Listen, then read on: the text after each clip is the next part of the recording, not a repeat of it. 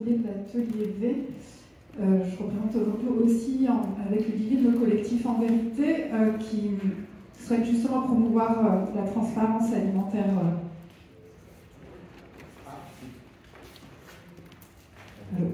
Si c'est bon, pour tous. On a beaucoup parlé de quantité de données. Je m'interroge moi sur la qualité de la donnée. J'imagine que c'est des choses qui vous concernent. Chez Open Food Fact, on est sur un open source. Je fais le lien avec l'intervention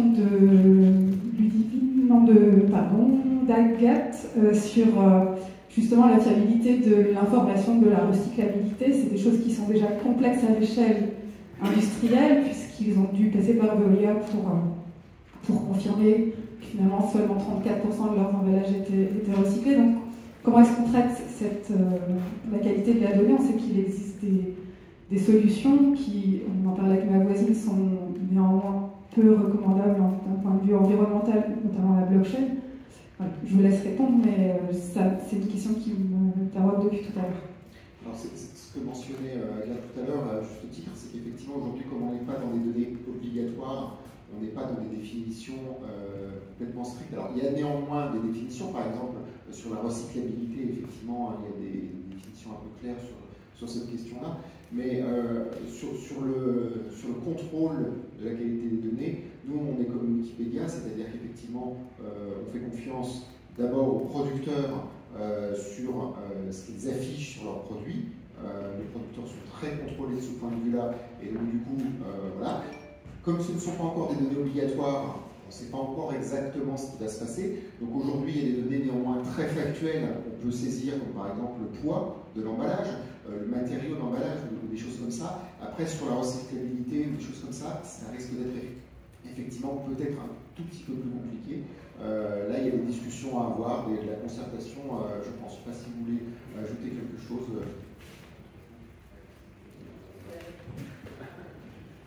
Je pense que vous avez très bien répondu. Ça va être simple, mais on peut y arriver quand même. On peut arriver à décrire quand même plus précisément qu'aujourd'hui. Je pense que vous l'avez bien dit dans la présentation, il vaut mieux une photo qui n'est pas tout à fait exacte que la photo du tout. Oui. Et aujourd'hui, par exemple, sur le périmètre que j'indiquais tout à l'heure, on a réussi à estimer que 46% des emballages qu'on marché en France sont recyclables. Donc c'est quand même une information qui a beaucoup de valeur, même si on peut débattre à quelques pourcents près si c'est très précis. On a une idée de la masse et surtout de la trajectoire qu'on prend. Donc moi je serais plutôt intéressée par ça. En fait. La trajectoire qu'on prend, si on cumule l'ensemble des données, peut-être que ramener un emballage spécifique ce ne sera pas toujours parfaitement exact, mais au global, je pense que les trajectoires seront exactes. D'autres questions? Enfin, au-delà de la valeur de la complexité de la donnée, moi, ce qu'on trouve vraiment intéressant dans l'initiative, c'est l'effet d'entraînement.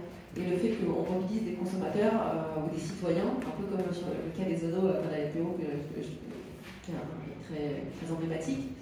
Nous, quand on met en place une démarche, comme je disais tout à l'heure, de contact chacun de nos fournisseurs pour leur dire qu'il va falloir changer de modèle d'emballage, soit basé sur du vrac, soit transformer l'emballage pour qu'il soit recyclable, on n'y arrive pas si on n'a pas des succès. Si demain les nouveaux produits, les produits dont l'emballage est réutilisable ou plus vertueux, je prends l'exemple, on a lancé un peu sur Madame vous, un emballage en fibre, en papier, pour les salades en sachet. Les salades en sachet sont toutes en plastique, c'est pas recyclable et ça correspond à des choix de consommateurs très possibles. Le consommateur qui va prendre ce paquet-là, il n'ira pas prendre la salade en vrac. Donc on l'a mis en fibre pour que le consommateur choisisse ça. Mais il y a du chemin. Et un autre exemple, c'est les galettes. En ce moment, on a la période des galettes. On vend des galettes enveloppées dans du papier. Elles se vendent moins bien. Et donc, on a besoin qu'une boucle vertueuse s'installe. C'est-à-dire que quand on mobilise des consommateurs, on a un alignement de planète qui est très favorable. Et je crois que le sujet plastique, plus particulièrement, est le seul sujet où on a autant d'alignement des pouvoirs publics, des États, des organisations comme l'UNEP qui vont. Et puis des consommateurs et des entreprises où tout le monde va mettre sa pierre sur le mur et va faire avancer, faire tourner la roue, parce que quand les consommateurs se mobilisent, achètent un peu plus tel ou tel produit en défaveur d'un autre, ben nous, ça nous donne des arguments pour rediscuter avec nos fournisseurs, ça mobilise aussi en interne, et ça crée vraiment un élan très positif. Et puis, de la même manière, les pouvoirs publics, quand ils voient que tout le monde est capable de le faire, bah, ils tirent à droite et ils alignent le secteur. Donc, il y a un effet d'entraînement qui, au-delà de l'exactitude des données, à mon avis, peut être très positif. C'est juste pour ajouter en fait cet phénomène que vous avez vous en France chez Carrefour. En fait, on l'a vu aussi à niveau global. En fait, ça m'a fait penser l'exemple que vous avez dès que vous avez parlé sur les salades, les petits sachets. En fait, à niveau global, c'est qu'on a vu sur les études du cycle de vie des produits et services, sur cette étude de laquelle j'ai parlé avant. Il y a pas mal d'innovations de matériaux pour les emballages. Mais il faut faire attention parce que ce n'est pas tout à fait le fait que c'est innovatif que ça signifie que ça va générer moins de déchets ou moins de dégâts. Parce que, en fait, même l'éducation des consommateurs est très très importante. On a vu par exemple, il y avait des sachets pour la salade, mais les consommateurs ne l'achetaient pas parce que ça donnait une couleur plus marron au produit à l'intérieur et tout ça. Donc finalement, ça faisait plus de... On a constaté qu'il y avait plus de déchets comme ça, plutôt que si on avait les petits sachets en plastique avant. Donc les deux choses, il faut qu'elles avancent ensemble. On ne peut pas se projeter sur l'innovation des emballages si on ne fait pas d'éducation des consommateurs. Donc il faut vraiment travailler ensemble sur tous les niveaux. Et vraiment très très important pour nous, c'est le fait qu'il faut qu'on commence à changer de point de vue.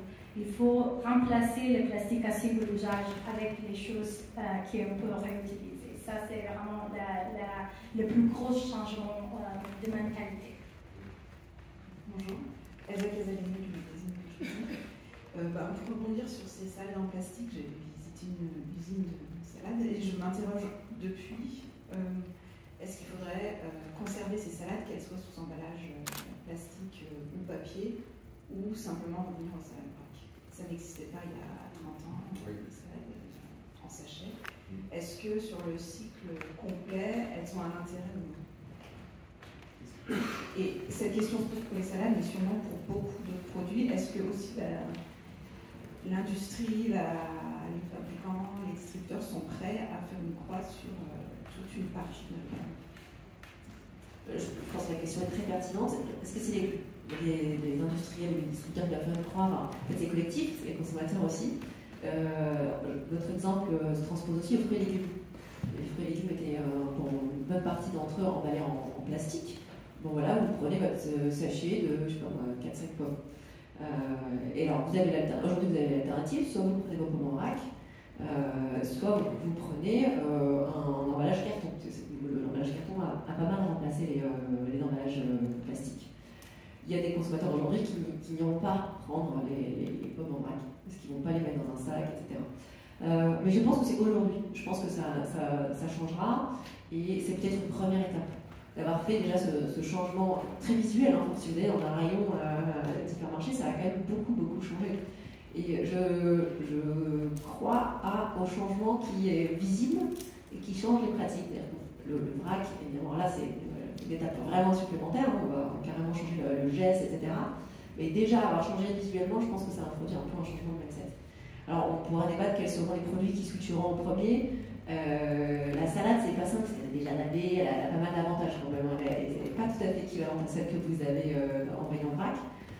Pour les fruits et légumes, moi je pense que l'avenir, ce sera le sac réutilisable au rayon en fruits et légumes aussi. C'est une évidence aujourd'hui quand vous allez à la caisse, en hypermarché, il n'y a pas un consommateur qui ne vient pas avec son sac réutilisable. Ça, il y a 10-15 ans, c'était impensable. Et il y a des pays où encore on interdit de mettre en place des sacs réutilisables qui coûtent de l'argent versus le sac gratuit à usage unique. Voilà, je pense que ce changement de mindset, ce changement complètement de paradigme, on peut l'imaginer dans quelques années sur d'autres règles. Mais est-ce qu'on change assez vite? Et là, je m'adresse surtout à Zero Waste. C'est une question difficile. La question est difficile, et c'est difficile de ne pas donner une réponse bateau quand on voit l'urgence climatique et environnementale à laquelle on est confronté. Non, on ne change pas assez vite. Donc après, la question c'est à quel rythme on peut changer pour que les acteurs industriels puissent suivre le mouvement, pour que ça corresponde aux consommateurs. Donc là, je pense qu'il y a une différence de point de vue. En tant qu'association environnementale, nous, on trouve toujours que ça ne va pas assez vite parce qu'encore une fois, l'urgence elle est là. Et la pollution plastique, c'est ces macro-plastiques qu'on voit qui deviennent des microplastiques, qui font que les poissons dans les océans en mangent, que nous, humains, on ingère aussi. Donc l'urgence, elle est là et ça fait effet boule de neige et elle ne fait que grossir. Donc il faut accélérer, ça c'est sûr. Donc tout avancer est bon à prendre, mais oui, le rythme, de notre point de vue, doit accélérer autant que possible.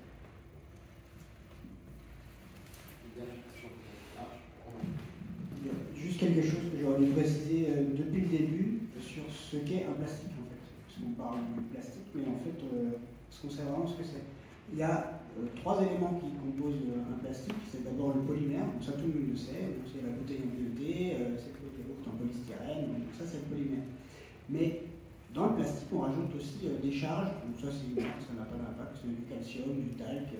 Ça c'est pour une histoire de coût, parce que le polymère ça coûte 1000 € la tonne, le calcium c'est 300 € la tonne, donc quand vous mettez 50% de calcium dans votre plastique et que ça ne change pas ses propriétés, ou même que ça augmente sa résistance, vous diminuez le coût.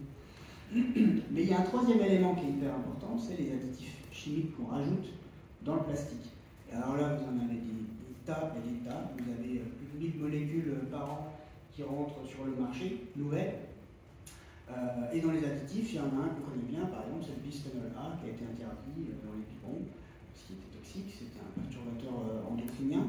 Et ces additifs, on les rajoute dans les plastiques pour leur conférer tout un tas de propriétés. C'est du TiO2, par exemple, pour les blanchir ou les rendre résistants aux UV, ça va être du brome, ça va être des retardateurs de flammes dans les textiles, par exemple, tout un tas d'additifs. Et c'est finalement ces additifs qui rendent le plastique toxique, potentiellement pour la santé humaine, mais aussi pour l'environnement. Et là, on n'a pas du tout de données sur ce que contiennent les plastiques. Vous prenez deux bouteilles en PET de deux marques différentes, leur composition ne va pas être la même, parce que les additifs vont être différents, et les industriels eux-mêmes, c'est même pas sûr qu'ils savent exactement la proportion des différents produits chimiques qu'ils rajoutent dans leur bouteille, ce qui fait qu'un plastique, chaque plastique quasiment est unique. Donc ça fait une myriade d'effets possibles sur l'environnement et d'impacts qui sont vraiment difficiles à évaluer, et ça contribue à notre exposition envers des agents chimiques qui nous agressent tous individuellement. Donc le plastique en est un avec ses additifs, et puis après vous avez tout ce que vous connaissez par ailleurs, les pesticides, etc., la pollution de l'air. Donc voilà, ça participe à notre exposition à un cocktail de polluants. Sur ces nouvelles réjouissances, nous avons encore certainement un immense merci à vous cinq pour vos témoignages, c'était vraiment passionnant. On peut prendre éventuellement encore une question, sinon sachez que vous restez tous les cinq encore au moins une demi-heure avec nous. Si vous avez des questions peut-être plus directes à leur poser, donc ils sont là, vous pouvez profiter d'eux pendant le temps qu'ils sont encore là. Pas d'autres questions? Peut-être une dernière, allez, encore un peu de temps. Oui, merci. Il y a quelque chose qui me surprend un peu dans vos différents témoignages, qui m'intéresse particulièrement, c'est que vous ne citez pratiquement jamais ni la Convention de Bâle sur la gestion des déchets et un certain nombre de réglementations qui sont toxiques elles-mêmes, ni les accords entre Bruxelles et Paris, par exemple, entre Bruxelles et New York et d'autres pays, sur la façon de gérer justement les flux de déchets pour justement les contenir et éviter cette pollution qui pourrait être bien pire qu'elle n'est déjà malheureusement dans beaucoup de pays. Et je pense que vous connaissez, particulièrement Claudia, vous connaissez ces questions-là, ces organismes-là. Est-ce que vous avez travaillé par exemple avec les responsables environnement du Bureau international de recyclage à Bruxelles, qui sont des acteurs déterminants justement pour la réduction de ces problématiques? Je pense. Moi, en tant que journaliste, je travaille beaucoup avec eux parce qu'ils nous donnent des données vérifiables. Ce n'est pas toujours le cas. Tout à l'heure, il y a certains des chiffres que je trouvais intéressants, mais je ne connaissais pas. Donc, j'aimerais savoir d'où ils viennent. Merci beaucoup de la question, c'est très pertinent. Et tout à fait, on travaille pas mal ensemble avec tous les organismes internationaux et même le nouvel traité qui va être négocié, en fait. va se baser sur les leçons déjà apprises des autres conventions, par exemple the Amendment to the Basel Convention, Minamata, etc. Donc il y a pas mal des traités internationaux et des conventions internationales déjà en place qui regardent un peu le thème plastique. Donc on ne va pas réinventer les choses qui sont déjà régulées, mais on va regarder spécifiquement le thème plastique. Donc par exemple, il y a l'Amendment to the Basel Convention, déjà regarde le commerce, interdit le commerce de plastique, des déchets plastiques pour éviter en fait qu'on va débarquer avec des containers de plastique sur un île qui n'a pas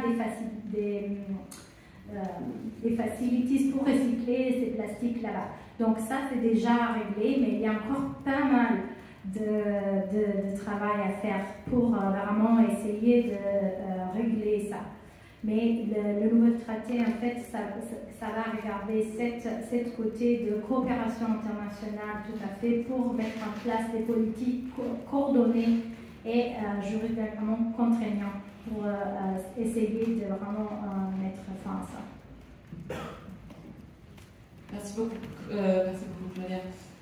C'était un panel très riche. Je pense qu'on a tous beaucoup appris sur les avancées de tout ce qui se passe autour de l'emballage.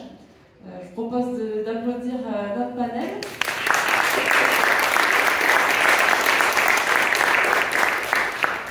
Et donc à partir de 11h30, on va passer à l'atelier participatif, atelier citoyen, où on va se mettre en action, parce que je pense que c'est un petit peu le sujet du jour et ce dont on a besoin pour réduire l'impact des emballages et tout ça.